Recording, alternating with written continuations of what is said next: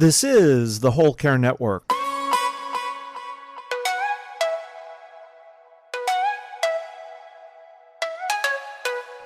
Helping you tell your story one podcast at a time. Content presented in the following podcast is for information purposes only. Views and opinions expressed in this podcast are solely those of the host and guest and may not represent the views and opinions of the Whole Care Network. Always consult with your physician for any medical advice, and always consult with your attorney for any legal advice. And thank you for listening to the Whole Care Network.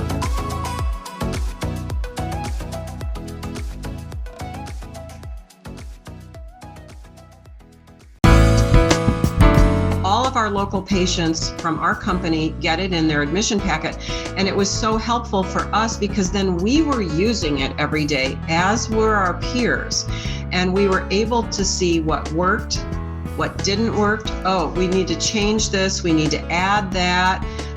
It really grew and was we really honed it because we got to really use it.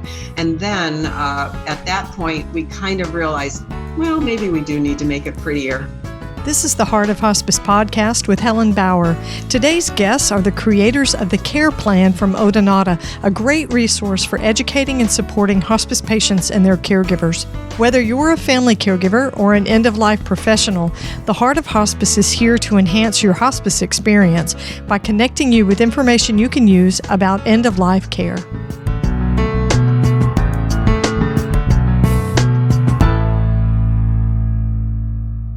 As a caregiver, you want comfort and dignity for your patient and convenience for yourself.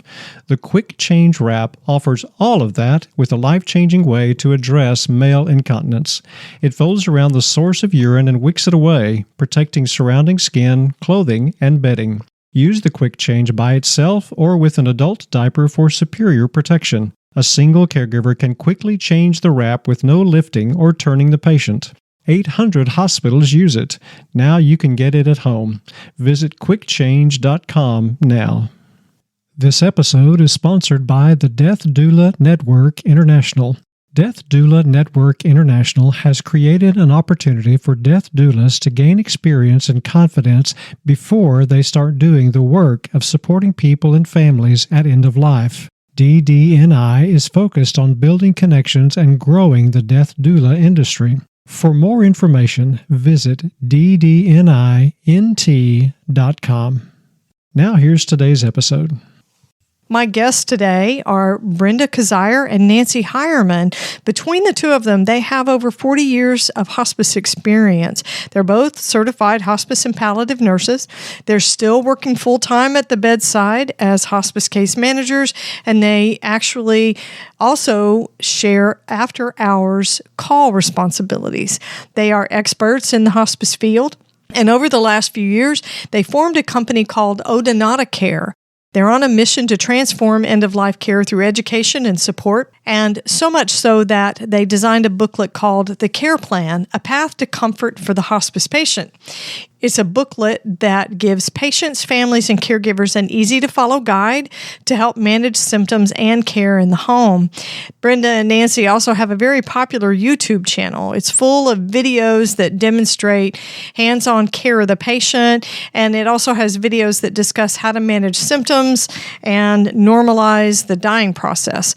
The videos are for both the public and hospice professionals, so they've got a lot of resources out there.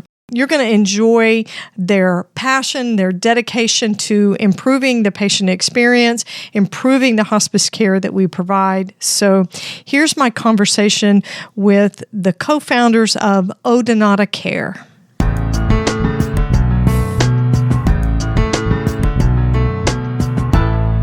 Nancy and Brenda, welcome to the Heart of Hospice podcast.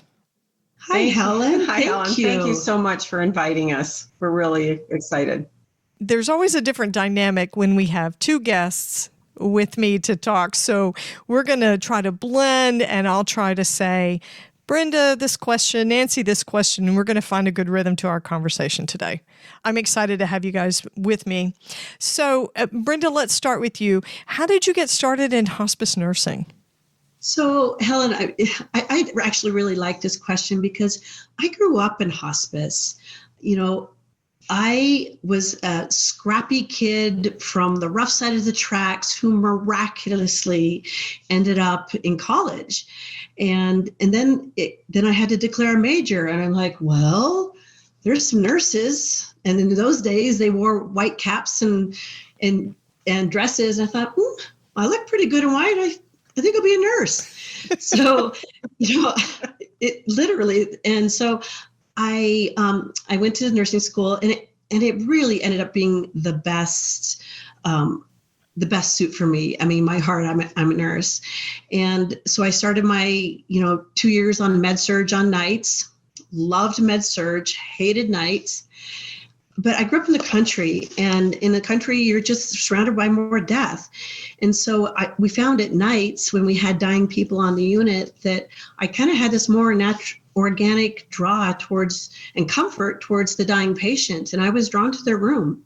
So it was, after a couple of years, though, I had to get off nights. So I went to home health. And in Southern Oregon in the late 80s, hospice was just burgeoning. And so mixed in with our home health patients, we'd have the occasional hospice patient. And I remember my very first hospice patient. I was such a good nurse. There were signs of dehydration, so I started an IV. Oh, yeah, good nursing. Absolutely. Yeah. And so things have come a long way. So I've been in some sort of end of life my entire career. So I've had the opportunity to work in small rural hospices. I've worked in large metropolitan hospices. I've even done hospice overseas. I really have always worked with hospices and medical directors who've just really supported my in-depth education in end of life. And I remember when palliative was the new buzzword and none of us really knew what it meant. Mm-hmm. So I've always belonged in hospice, and it's where I still belong. Yeah, you just gravitated to it very naturally. Yeah, I've always gone back to it. Okay, so how about your counterpart? Well, I think the first thing I'm going to reveal is that I've been a nurse for 47 years. And so I've seen a lot of nursing. In fact, I've done pretty much everything but OB and surgery. And so when I was when I was a student getting my baccalaureate, we did have home health. Hospice didn't exist back then in the 70s, but we did have home health, and I did a rotation and really found that, wow, that was so cool to be in someone's home. And I had an intention of always doing it, but then I really didn't remember that. And I went into spinal cord, and I loved the excitement of ICU, got into management, et cetera. Well, I married a doctor and had a wonderful life with him and practiced with him. And yet at one point we decided to separate, and I was his nurse in his he's a family doctor, and I needed to find another place to be professionally. And so within our company, I decided all of a sudden, oh my gosh, maybe this is the time to do home health. So I arranged an interview with the home health team and had a great interview, but there were no positions available in home health.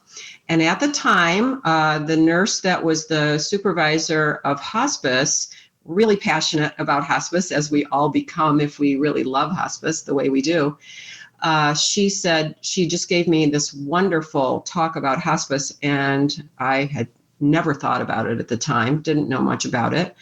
She offered a book. She said, take this home over the weekend and read it, and it might help you in your decision.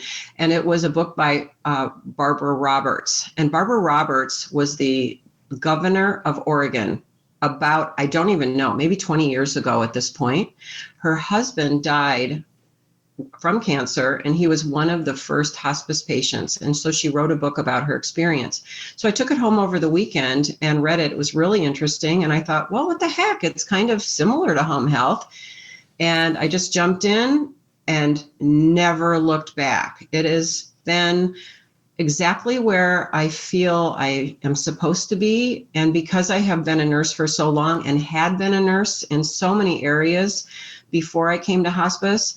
I just love that ability to be so autonomous, to have my own caseload, to be out there and practicing on my own, and to feel confident in all the skills that I had gleaned over those years. And so that's how I got here, and I'll never leave either. And then we met later in our careers. And that's when you guys started to collaborate, right? We did. Yeah, there's a little bit of a story behind that. Go ahead. Brenda came to work at my company, and I invited her to come sit next to me. There was a seat next to me at IDT, interdisciplinary team meeting.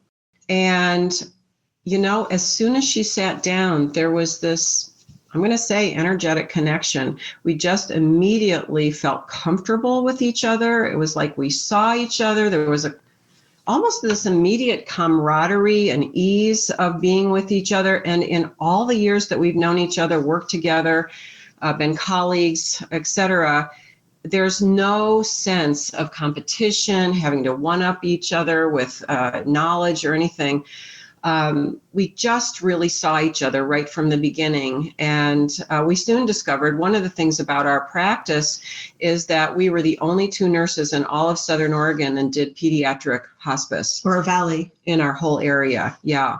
And so we decided that a lot more people needed to know about it. So we decided we would put on a pediatric conference for our area. And we invited professionals from Portland, and we put on a big community-wide conference. Pediatric conference, yeah. So, and it went really well. And it was clear to me that Nancy and I, we seamlessly worked together. And it was also clear that we share the same kind of high energy worker bee, but we also have a very different set of skills. And for years, my phone was getting stuffed with these little short stories. And I thought, someday I'll write a book. But the problem is, I'm not a writer. And so it was at this time, he says, hey, Nancy, why don't you write a book with me? And we'll put some short stories together. And she jumped on board without hesitation. We had about 200 pages, lots of stories. We were getting some publisher interest. But then COVID hit.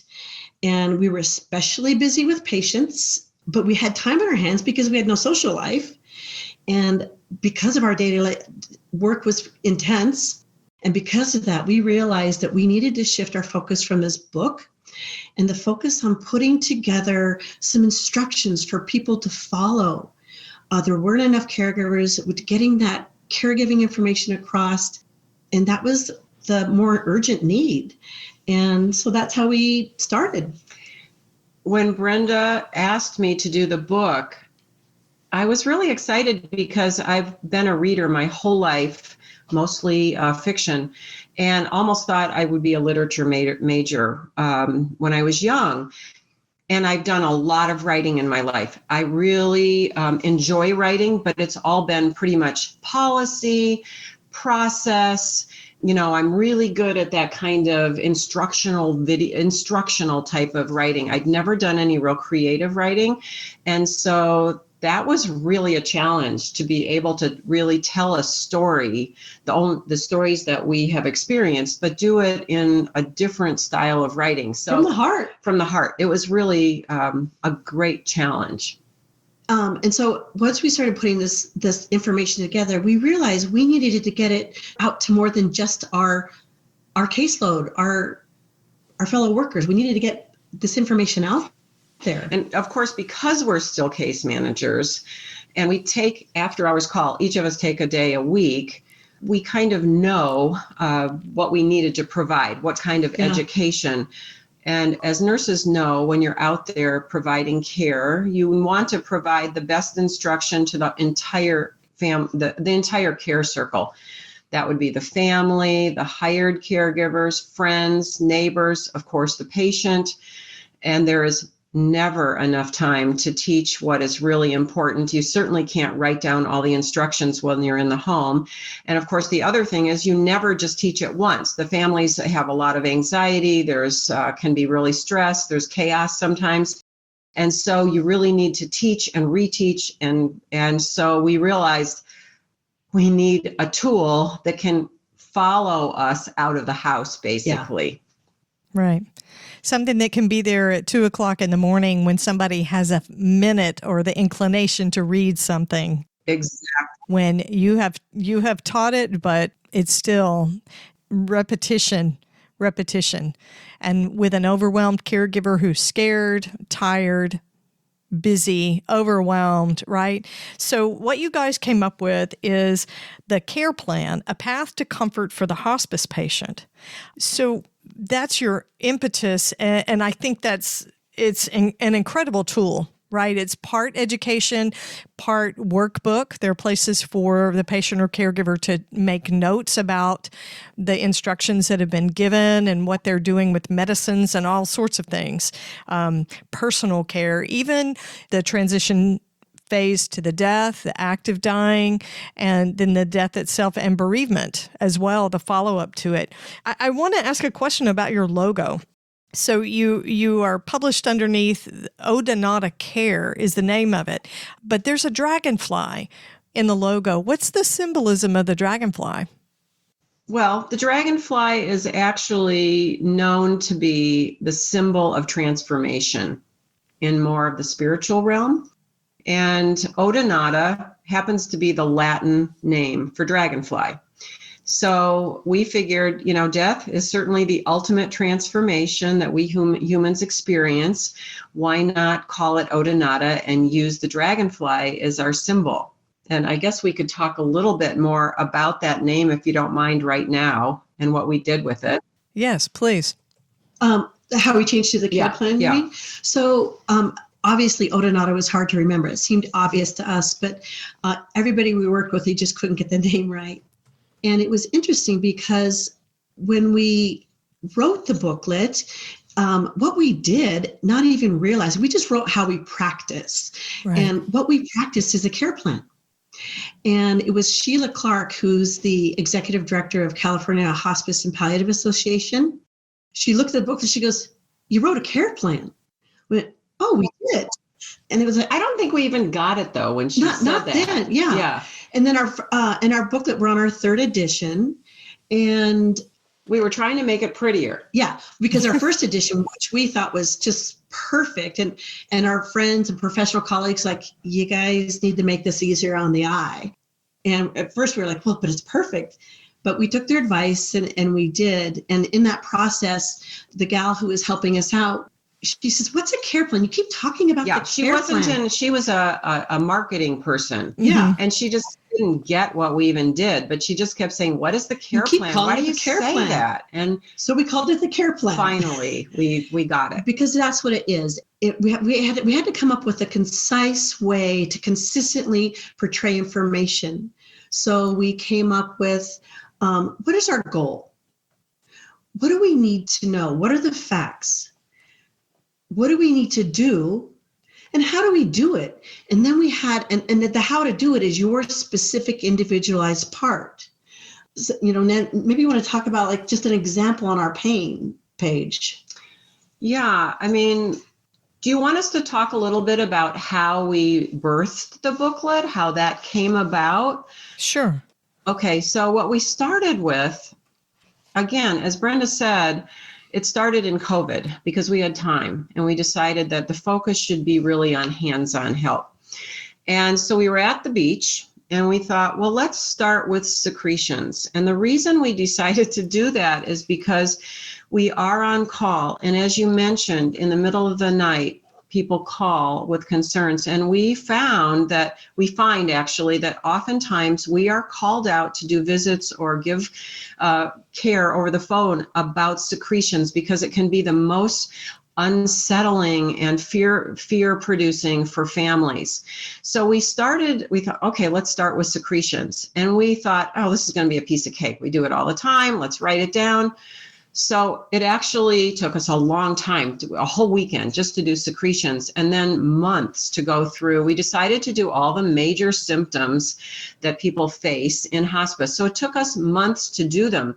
And as we were starting to go through those symptoms, we started to realize we need, as Brenda said, we need to have a really clear, systematic structure to put into the booklet. So that's where we came up with the 4 elements: a goal, what to know about it, what are the signs, and what to do, and then specifics. So for instance, on pain, it would be our goal is to recognize and manage pain and discomfort, and to effectively and safely provide interventions to consistent comfort. So then underneath that, we just have things that might be really important to know, that pain is different for everyone. Pain consumes the energy that can be used for living well. People don't recognize pain. We went through a whole list of what is important that we've gleaned that's important to know about pain. And then there's the whole section on what can you do in the home right now to help that patient be comfortable, like just changing their position, number one, that kind of thing. So we give them a whole cookbook of ideas of what you can do right now to help the patient feel better, your loved one.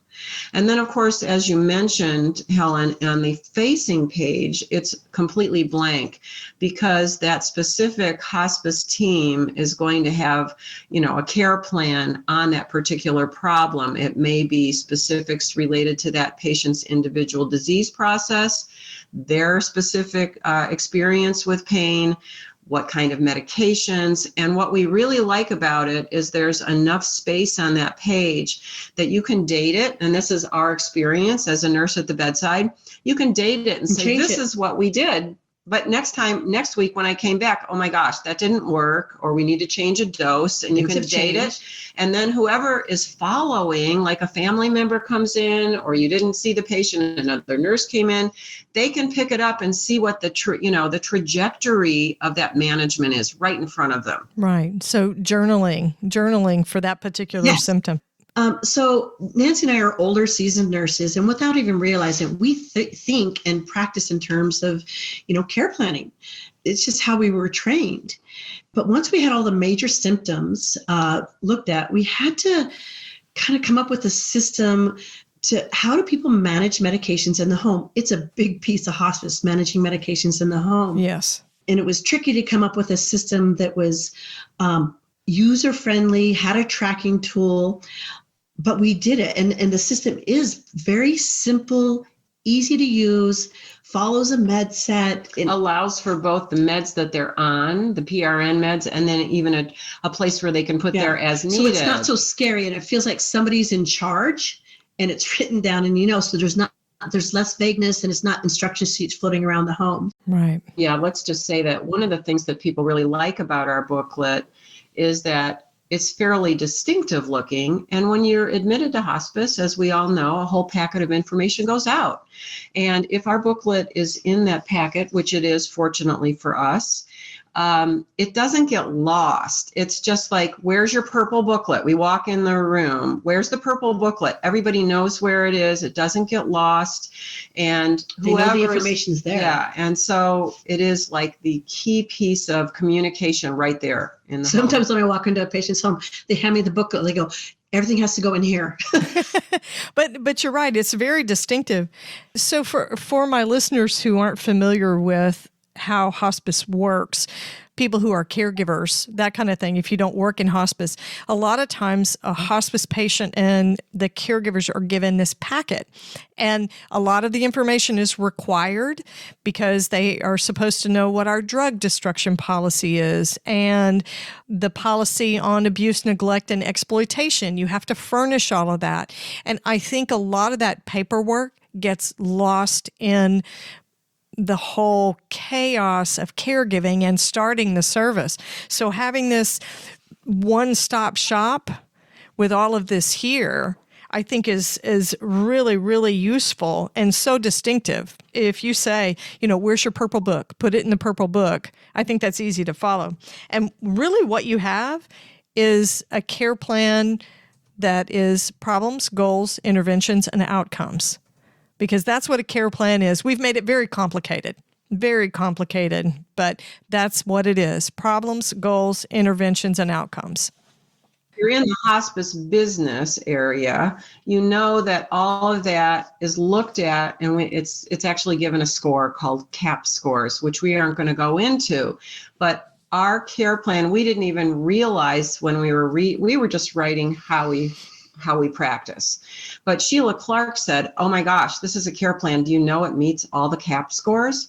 And we didn't even know what that was. We're just we had our monthly meetings. Yeah. Like, yeah, your scores are good or not good. So we looked it up online and went, oh my gosh, it's like we wrote this to that scoring evaluation tool, but we didn't even know. Right. So CAP scores it's a satisfaction survey, an experience survey that families and caregivers fill out after the death of a hospice patient. What was the care like? Did you receive the support that you needed? And it's like 48 questions, I think. It's very extensive, but it covers all the different aspects of our care. So we can't teach and prompt our families and caregivers to respond to those questions. But if we meet their needs in a comprehensive way, we don't need to. It will automatically come. And so the Ode Not a Care Plan booklet does exactly that. Yeah, thank you. Let's talk a little bit more about the evolution of it and where we went from the beginning. Is that okay, Helen? Yes, let's hear. Okay, great. So we got our symptoms done, we got our medications done, and then we realized we walk into a room and we take care of people. We pull them up a bed, we transfer, we change briefs, but people don't know how to do that. And so it's interesting, in our first version, we wrote out step by step how to do all those things. And in our first version, we had 8 pages of step by step instructions. It was like, put your hand on the back. Oh, so very, very specific. Oh my gosh. It was like we were doing physical therapy action. Put your foot between theirs to block their foot. 8 pages, line by line. Yeah. So, of course, we realized afterwards that may not be particularly helpful. And so the first version that we had all these pages, but it was also just white pages. We had picked out a lovely shade of green, and we chose this sacred geometry flower because we thought it went along with Ode Nata. It looked like we made it in our kitchen, and we kind of did. We kind of did. I mean, it was printed professionally, but it looks like something you could have made in your kitchen. And so we were so proud of it. And we started, showing it to friends and professionals, and they kind of said, well, this is kind of hard to read. It's all white, and, don't you think you need to make it prettier? And we were so offended in our egos.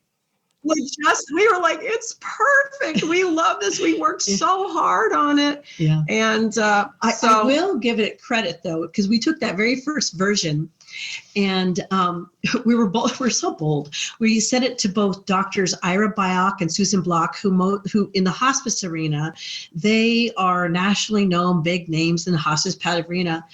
And they both immediately and enthusiastically gave us their endorsement, and they're still endorsing us. And you can see their endorsement on the back of our booklet. And our not so pretty version. Yeah, that was the very first one.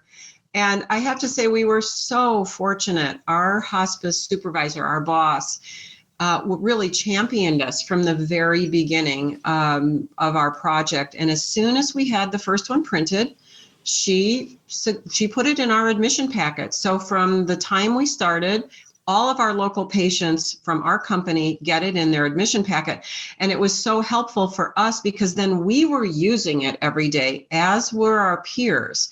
And we were able to see what worked, what didn't work. Oh, we need to change this. We need to add that. It really grew and was we really honed it because we got to really use it. And then at that point, we kind of realized, well, maybe we do need to make it prettier. So we hired a marketing gal, and she helped us find, an editor and a graphic designer. Yeah. It was right about this time, too, that we realized the younger generation who are the caregivers often, are not going to go to a booklet and read step-by-step instructions. They're going to go to their phones for information. Oh, good point. Yeah. Yeah. And so we took a weekend and we on our iPhones propped up on stools, we did 3 or 4 care videos and we tossed them up on YouTube. And we had no idea how popular they're going to be. And what we learned is they were popular because people needed that information. And if you're in the middle of the night and your loved one needs a brief change in a bed and you have no idea, it feels like rocket science. So we just kind of dove into making videos. And as Brenda says, they are perfectly imperfect. They're really organic. We did, and of course, as Helen could tell this morning, we're not very technically adept. Yeah, we had a little trouble logging in and getting situated with our computers this morning. Yeah, so they're just organic, and we've really had fun learning how to make videos. And we actually have 50 videos on our YouTube site now, over 14,000 subscribers, and we're getting into making shorts because everybody wants quick, bing, bing, bing, give us the information. So for instance, we just taped 4 1-minute videos on how to anchor a catheter, a urinary catheter, 4 different ways. And at one point, our company asked if because we do a lot of hospice education for our company and in the Valley, said, can you write some videos that we could film that were 1 minute long so that we could purchase them for airing on our local NBC station for a public service announcement. So we said, of course, sure, we'll do it. And oh my gosh, it was very difficult to come up with 1-minute videos that really teach people what hospice is. It was like writing poetry. Yeah. And we worked really hard on it over a weekend. And as it turns out, it was really good practice for us to hone in to exactly what hospice is in little sound bites, like, what hospice really is, what home health is, what is palliative care. Do I need a hospice? How do I find a hospice? Who's on the team? Do I qualify? Right. All those little, and it's just 1 minute. And I still get all the time, you're the gal on TV. I know what, and so they were very effective and they're still airing. That's been a while. That's been a couple of years. So yeah. But I think the brevity of it, the short length is super accessible and easy to use, because when you're in situations like that, you don't want to watch a 30-minute introductory video. Ain't nobody got time for that. That's right. And then they can pick and choose. If they're at the point where they understand what hospice is, they understand the philosophy, now they need to shop for a hospice. They can go straight to that 1-minute video on how to choose an agency. I think that's incredibly valuable. Incredibly valuable.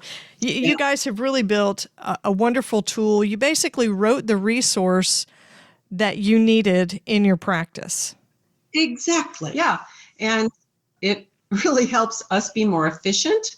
Of course, it saves money for our company because there are fewer calls after hours, fewer visits, and our triage nurses don't have to go into as much detail because it's in the booklet.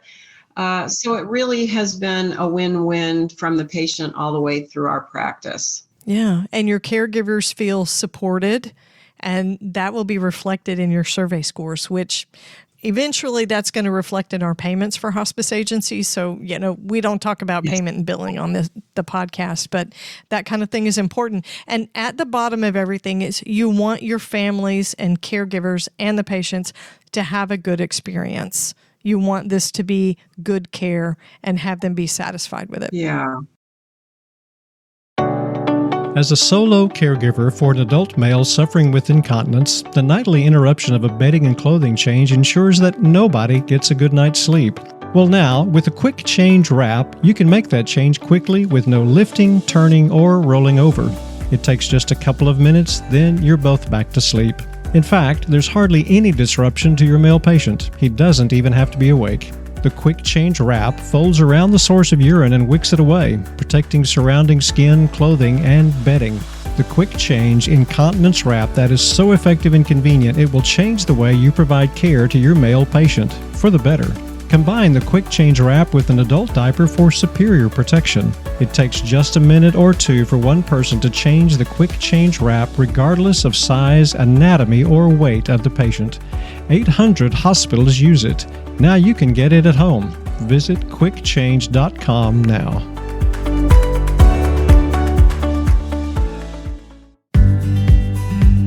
This episode is sponsored by the Death Doula Network International. Death doulas are always seeking ways to gain experience and confidence before they start doing the work of supporting people and families at end of life. The Death Doula Network International has created that opportunity.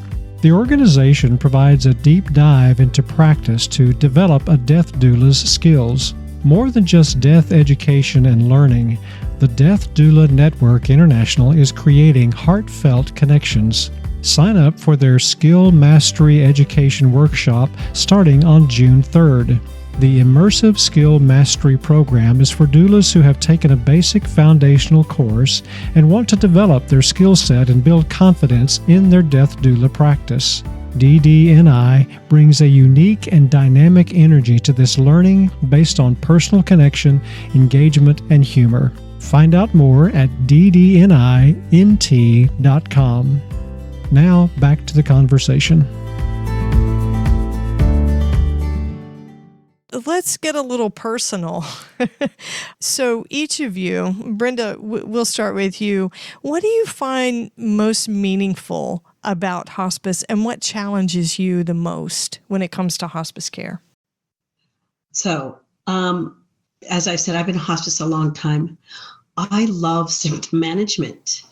And since the palliative care movement, that is now really, our care is now evidence-based, symptom management has just come a long way, and which excites me. And addressing and relieving symptoms, it's not only the most satisfying element of our hospice practice, it's not even the hardest part, but for me, it's like putting this puzzle together with a moving picture. And not only do I love it, we're just really good at it. So I love being able to have that. I can see a set of symptoms, a disease process, like, oh, there's so much we can do here to help you feel better. Yeah. I've always known from the beginning that the hospice is the place where you have this space, you can always do the right thing, which doesn't always correlate with the correct thing. Right. You know, the correct thing could be they need an MRI or not. And so there's just this space for let's do what's right by families and their patients. We're fortunate to have really good leadership from our medical director, who is Dr. Molly Gramley. And I think one of my biggest joys is when she goes, I use this to take care of my parents. Oh, wow. And it helped because she had to go back east, and she took the booklet with them. She gave it to the hospice. There was some struggles, and she's our medical director. And you can see her testimonial on our website. And she uses it with the newer nurses, like she refers to it all the time. And then it's like, we have made something that is helpful. So for me, I think that, yeah, that's it. Yeah. Okay. Next in line. Nancy. Let's see. What do I find the most meaningful about hospice? Well, I am a Girl Scout. I was a Girl Scout actually in a troop. And as Brenda knows, I actually still wear my uniform for Halloween. And I'm serious. So I tell my patients when I walk in the room that I'm a Girl Scout. I'm there to make things better. So for me, what is really meaningful is when I leave that patient's home and I know that they feel that they had a grown-up in the room. They had that person who knows what they're talking about. They're confident in their skills and their knowledge, and they're going to be able to walk with them, give them options, let them make their own choices, because those are all the things that I do. You know, we all know that as a nurse, sometimes you can give people information and they don't want to take it or they choose not to, but that's okay. I know that when I leave the home, that I've left that home and I know that they feel better, that I've found them, I'm there to help them, I've helped them plan for what is going to be needed. I hope that I've left them so that they feel that they can do it, that there's hope, that this will be okay. So that's the feeling that I aim for, that when I leave the home, I feel that I've made a difference in their comfort. And it gives us joy in our work. People say, how do you do that work? This work feeds my soul. I feel good about the end of my day. And But hospice nurses know that. Yeah. Otherwise, why would we do this work? There's a lot of wear and tear, body, mind, and spirit. So, Nancy, what challenges you the most when it comes to hospice care? Well, I think just as I said, I was a Girl Scout and I like to go in and see things are managed. What frustrates and challenges me the most is that when I walk into a room or a home and I see what I think is a patient that hasn't been well cared for. I walk in, the patient is disheveled, they're restless, uncomfortable. The covers are half off the bed. They might have a leg hanging off the bed. They look painful. Nobody's given medication. Yeah, and we just did a video because this unfortunately does happen. And I find it really challenging. I find it unsettling for me, and I know that the patient needs help. We just built a video recently where we put Brenda as the patient in the bed, completely in this condition, hanging out of the bed, looks unsafe, bed's high, no rails, etc. And I went around and I made her comfortable and I pulled her up and I did it all and we speeded it up so you could see that we can do this. We can teach you. But when I walk in and I see that completely undone patient, I feel unsettled and I feel like this is a huge challenge and I need to help the caregivers consistently know how to provide that safe care because every patient deserves it.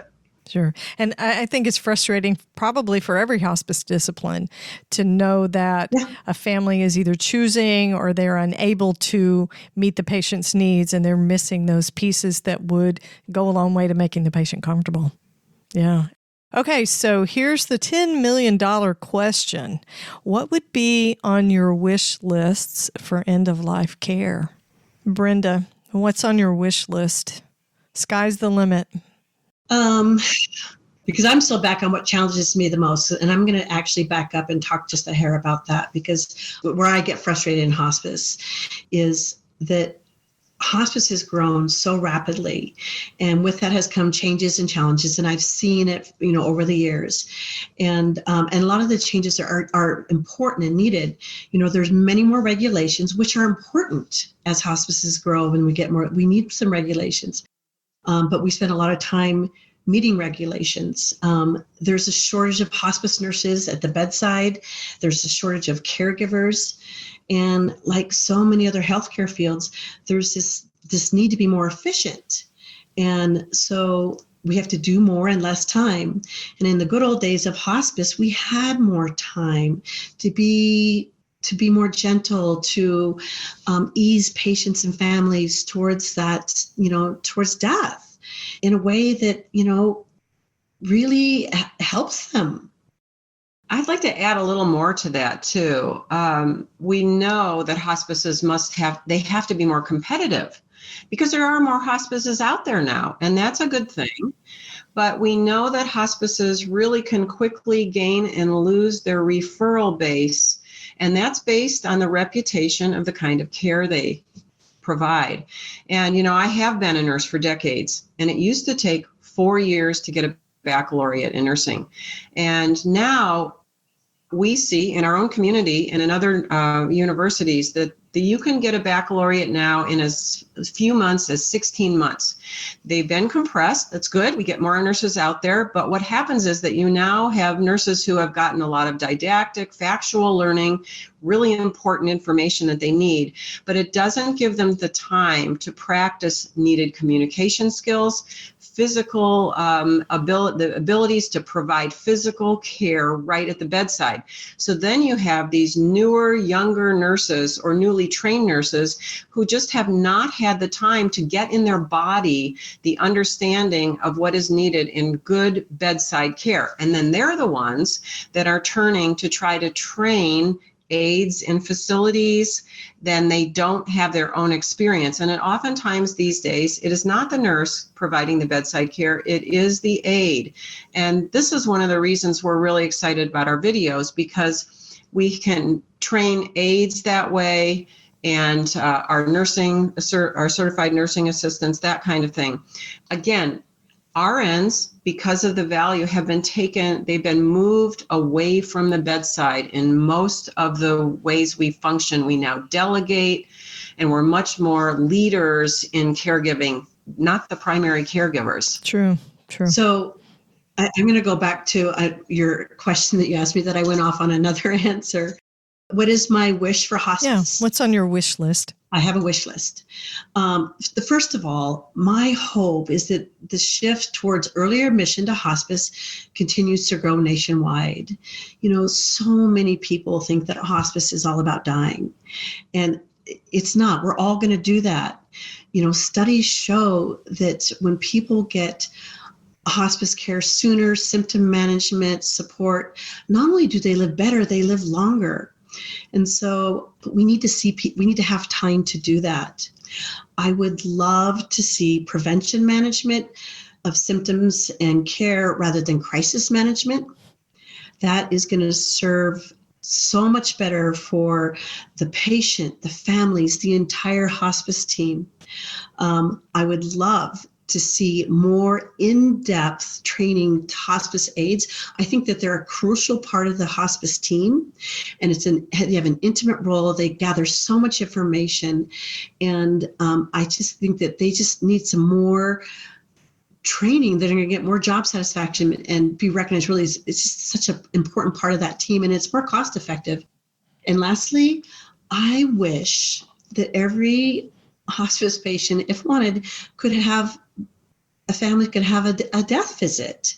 This helps, having a guide to, what to do, how to go about after death care, if any, to be that bridge from anticipatory grief to bereavement.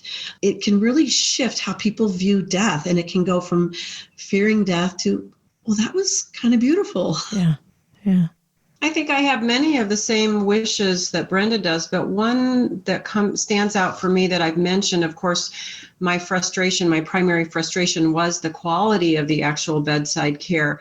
And so when I go into a facility or into the home, I'm always aiming to communicate directly with the caregivers at the bedside. And I want them to feel my support of their work. I want them to be open to learning. And so often, Brenda and I both put on the gloves. We're right there to help change that brief, pull somebody up in bed. And oftentimes the caregivers are really nervous that we're the professional, and they are really nervous about us watching them. But when I'll say to them, tell me about Mrs. Jones, how's she doing today? And they say to me, oh, I'm just the caregiver. And they're really nervous. They're timid. They don't think that what they have to offer is important. I immediately stop them right there and say, please, you are not just the caregiver. You are the most important link in the life of Mrs. Jones right now. You are not just a caregiver. Your work is valuable. It is the vital part of what's helping this patient live right now. And your information is the most important for me, because I'm only there for an hour or 2 or 3 every week. I need your information. I want your information. We are a team. This care plan that myself, the social worker, the aides, we've all built to put on the patient, you're the one that is administering this care plan. You are at the bottom of the Maslow's triangle here. Right. So I want them to feel empowered. I want them to feel valuable. I want them to be open to learning. And they're young, so they don't have a lot of life experience. I think generally we're finding younger caregivers. They don't have as much life experience as we do. So to be able to connect with them and be a mentor, and to also help them be empowered and feel important, that's one of my biggest wishes, that we continue to feed our young caregiving system. Yeah, and I want to add there, I have found that the very best way to truly teach and educate families, caregivers, is to model that care at the bedside. I'm forever telling families, caregivers, and patients, I am your hired help. I work for you. I'm here to support whatever you need so that you can help do this care. And I think that has an impact. That they feel that for me, that I am there to serve them. Right. It's empowering. I love it. Okay, so how can my listeners find the care plan and utilize it for themselves or for their patients? How can they connect with you? Well, remember those 3 words, the care plan, and go to your Google or whatever site you use, and just please, if you're interested in hospice, knowing about it, you need assistance for a friend or a loved one, please visit our website. It is the easiest way, www.thecareplan.net. And we're really excited. We have a Spanish version coming this year. So we're very excited about that. And of course, our YouTube site. Yeah. So on the horizon, we're hoping to have an app that all this information can just be very easily accessed. And I really want to go back to the YouTube site again. It's all free. All you have to do is type in the care plan, and we usually come up number 1 or number 2, and they're free to use for the general public, for professionals, and they're just being so helpful. We had no idea that was even going to become something.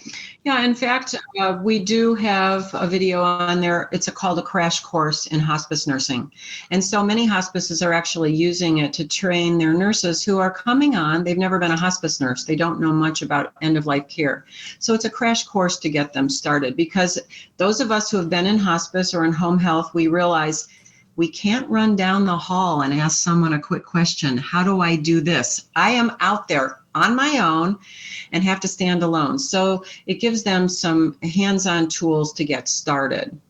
And frankly, we really want our booklet and our information to get out there. Brenda and I have been case managers. We've helped patients and families one case at a time. And all of these years of experience, we really want to share it. We want to get it out there nationally. Wonderful. Well, I will have links in the show notes to your YouTube channel and to your website so that my listeners can go in and connect with you, find out how to order, purchase, and see the different resources that you guys have. Thank you, Nancy and Brenda, for the work that you're doing to promote hospice and to improve hospice. I'm so glad and so grateful to connect with you today. Thank you so much. Thank you. It's our pleasure. We just feel very honored to be invited. Thank you, Helen.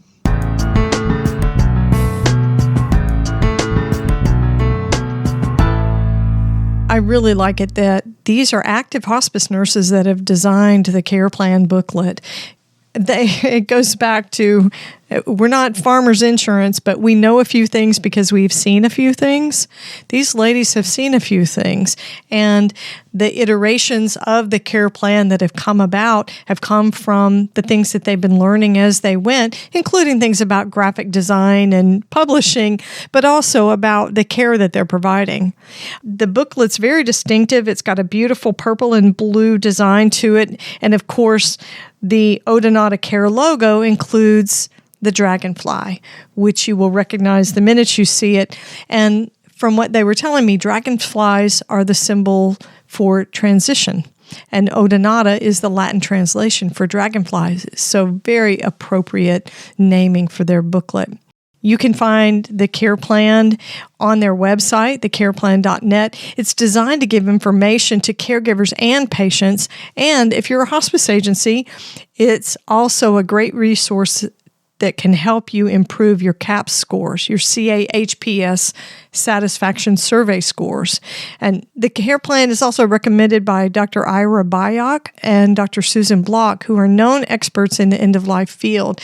If you're a hospice provider and you don't know who those folks are, you might want to look them up and see the work that they're doing. So the care plan has evolved through the years through the practice of active providers to hospice nurses.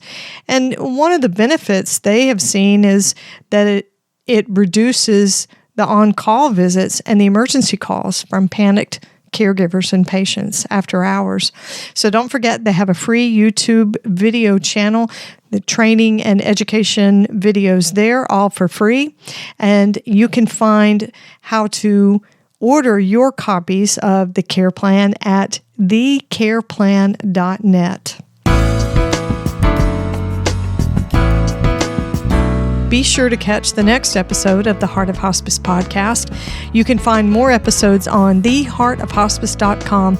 Don't forget to subscribe on your favorite podcast platform. You can connect with the Heart of Hospice on Facebook and Instagram and send your questions or comments by email to host@theheartofhospice.com. And remember, no matter who you are or where you are in your hospice journey, you are the heart of hospice.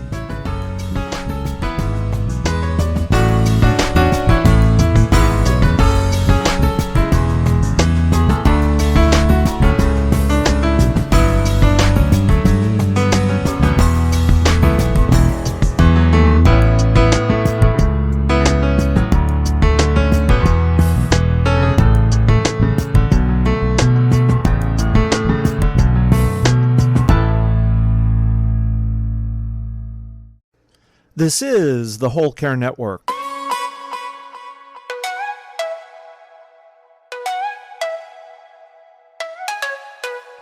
Helping you tell your story one podcast at a time.